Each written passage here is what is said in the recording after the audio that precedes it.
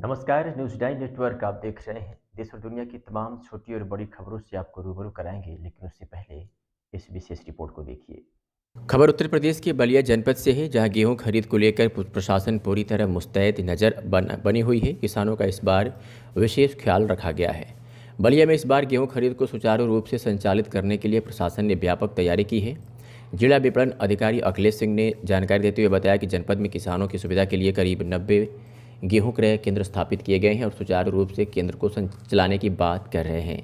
उन्होंने कहा कि जिलाधिकारी की मंशा के अनुरूप इस वर्ष अब तक के सबसे अधिक क्रय केंद्र बनाए गए हैं, ताकि किसानों को अपनी उपज बेचने में किसी तरह की परेशानी का सामना न करना पड़े। गर्मी के मौसम को देखते हुए क्रय केंद्रों पर विशेष इंतजाम भी किए गए हैं। किसानों के लिए पेयजल, छाया और अन्य जरूरी सुविधाओं का ध्यान रखा जा रहा है।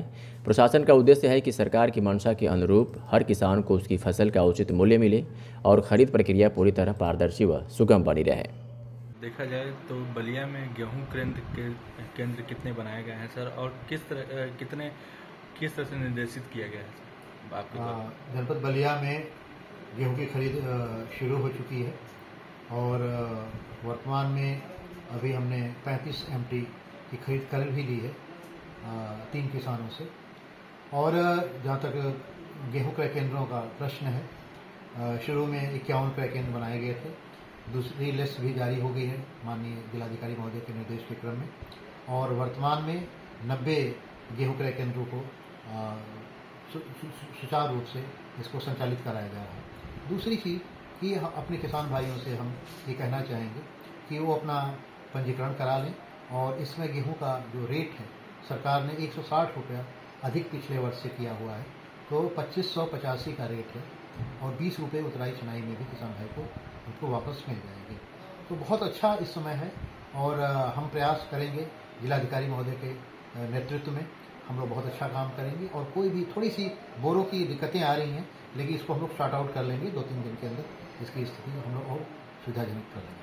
सर, जो खरीदारी है उसकी क्राइटेरिया क्या रहेगी, किस तरह से आप लोग उनका रजिस्ट्रेशन करेंगे, क्या क्या उनसे डॉक्यूमेंट लेते हैं सर? और इस बार बहुत अच्छा एक आ गया है कि गवर्नमेंट ऑफ इंडिया का एग्री स्टैक जो पोर्टल है, उसके माध्यम से स्वयं वो सत्यापित उनका डाटा हो जा रहा है किसान भाइयों का। और इसके साथ ही साथ कोई इस ढंग की कोई सत्यापन में यदि दिक्कतें आएंगी, तो हमारे जो जिले स्तर में जो अधिकारीगण हैं और तहसील स्तर के अधिकारीगण, उसको भी परीक्षणीय उनको दायित्व दिया गया है। हमारे जो केंद्र प्रभारी हैं जो विकास खंड स्तर पे हैं, वो भी इस सत्यापन में अपनी भागीदारी सुनिश्चित करेंगे। सर, देखा जाता है कि जो खरीदारी होती है, कुछ लोग झूठ मूठ का जैसे आरोप भी लगाते हैं कि खरीदारी नहीं हो पाती है, तो उसके लिए आप लोग किस तरह से तैयारी की है? इसमें हमारा एक कंट्रोल रूम भी बना हुआ है, और उसका मोबाइल नंबर पेपर्स में जो हमारे दैनिक समाचार पत्र हैं उनमें शेयर किए गए हैं। और वैसे भी हमारे जो बैनर्स हैं, बैनर जो लगे हुए हैं केंद्रों पे, वहाँ पे जो हमारे अपर जिलाधिकारी महोदय, जिला खरीद अधिकारी हैं वो, और स्वयं मेरा जिला खाद्य विपणन अधिकारी, संबंधित तहसील के एसडीएम का, और वहाँ के जो हमारा क्षेत्रीय विपणन अधिकारी है जो तहसील का होता है, उन सबके मोबाइल नंबर्स दिए गए हैं।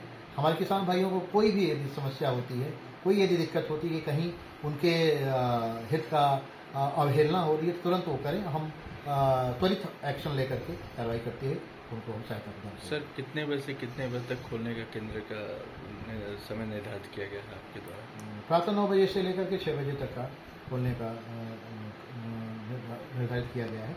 और इसमें हम उन सभी अपने कृषक भाइयों से अनुरोध करेंगे कि वो अधिक से अधिक संख्या में अपना पंजीकरण कराएं और अपने गेहूँ लाएं। हम 9 से 6 तक उनकी सेवा करेंगे, और कोई भी असुविधा उनके पीने के लिए पानी, बैठने के लिए तख्त या चेयर, छाया के लिए भी हम व्यवस्था कर रहे हैं। तो हम अपने किसान भाइयों और अन्नदाताओं को विशेष रूप से अपने गेहूं क्रय केंद्रों पर सहायता प्रदान करेंगे।